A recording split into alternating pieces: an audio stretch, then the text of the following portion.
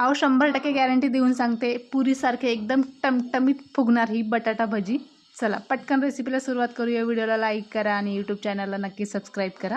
इथं मी 4 बटाटे घेतलेले आहेत। बटाट्याचे साल काढून घ्यायचे आणि तुम्ही चाकूने चिरून घेऊ शकता किंवा खिसणीने खिसून घेऊ शकता।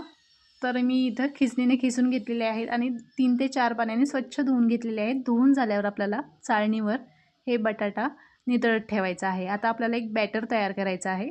एका बाउलमध्ये 1 कप बेसन, 2 टेबलस्पून तांदळाचे पीठ, चवीप्रमाणे मीठ, हळद आपल्याला 1/4 टीस्पून टाकायची आहे, ओवा 1/4 टीस्पून, आता मिरची पावडर अर्धा टीस्पून आणि खाण्याचा सोडा 1/4 टीस्पून टाकायचा आहे।